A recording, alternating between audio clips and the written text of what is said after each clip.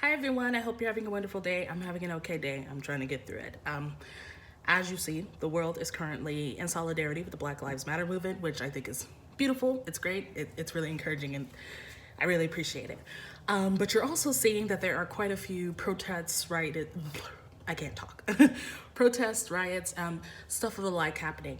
And there are quite a few people who are like, well, I don't condone this. I wish, black people were not being murdered, all that stuff.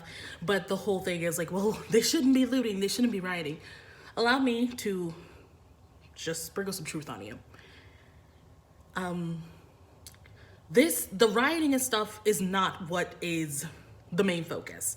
And it's the movement itself. But allow me to kind of break apart the rioting and the looting thing. For white folks who are down with the cause, who are down with, the Black Lives Movement, and they are ready to fight, I need y'all to take a step back and relax. Because if you are one of the people who've been to protest, who are seeing protest online, one of the biggest things that you may be noticing is that there is a significantly higher amount of black people being assaulted by police officers. There's a high amount of black people that are seen near broken glass and burnt buildings. And I would like to say that that's not the doing of the Black Lives Movement.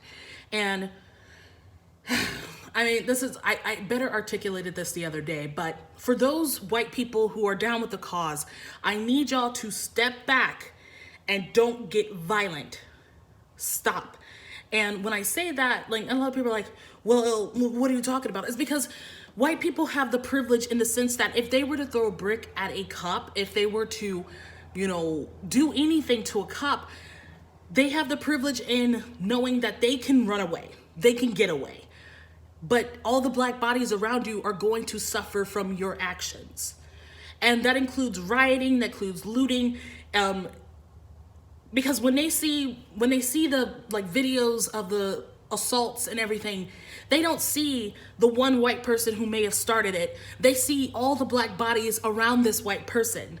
And it is framed as though black people are coming to protest and immediately getting violent and the police are retaliating. That's not the case. There are situations where, people have come, there's been peace, there's been talking, but then it's gotten progressively more aggressive because one, the police are already assuming that, people are gonna get violent, they're gonna get crunk.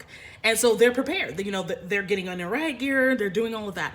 I just want white people who are down with the cause, I need y'all to use your privilege, not as a way for you to get back at the man and exercise your rights and, get that anger out of you, because I think that some people are using the protest as a means to get their own personal anger out.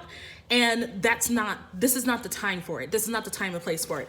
Like, you may have beef with the cops already. You may have beef with, hell, anything in the world. And I don't want you to take that to protest and thinking, yeah, shit's gonna hit the fan and finally I get to hit someone. I get to slap someone. I get to break something. This is not the space for you to get your anger out. This is not the space for you to assault, to loot, to riot. You need to understand that your actions are making the entire movement look bad. Because though we can quote unquote excuse bad cops because there are more good cops, they're not gonna look at the movement like that. They're not gonna see that there's one or two bad apples in this group who are just excited to be able to fight, excited to, get crunk. They're just gonna think the entire movement is like that. So if you are a white person who is down with the cause and really wants to help, instead of going there prepared to fight, I need you to be there prepared to defend people. Meaning, standing on the sidelines, having medical supplies, bringing milk if for some reason it gets, crunk. And use your privilege as a way to protect the people they're protesting, not getting there to say, if we start fighting, I'm ready. Don't come with weapons assuming that you're gonna have to use them. You need to come with the idea that you're there to help and to protest, not as a means of assault and fighting. And I know some people are gonna be like, yeah, this is what we've been trying to say. It's like, no, you've been telling, the only focus that I've been hearing on Facebook, Instagram is that, well, looting is bad, rioting is bad. Listen, I'm not gonna get to the historical relevance of how that has actually solved problems, but I am gonna say to white people today, you really need to chill. Fucking chill, please, because You have the ability to throw a brick at an officer's face and walk away alive. Like, if I were standing next to you and you threw a brick at an officer, they're going to attack me. They're not going to attack you. They're going to attack me. And then it's going to trigger my brothers and sisters to attack the officers. And that's how things happen. It's a chain of events. And people don't understand when they see these videos of protests and riots that are occurring, that it was a chain of events that led up to this. We didn't all meet up on a street and start fighting the cops. Like, that wasn't the plan. It was because somebody took it upon themselves to take some actions, and bam. Now, I'm not talking about the cops who immediately just start wrecking shit. That's on them. They are wrong. They need to stop.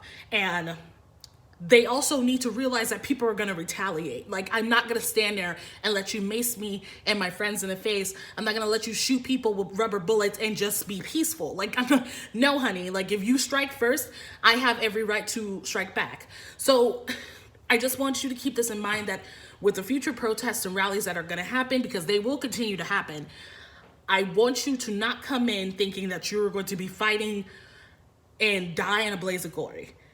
You are there to further the cause. And I need you to understand that. I do appreciate that you're doing your best and you're really helping, but your means of helping is hurting other people, hurting Black people.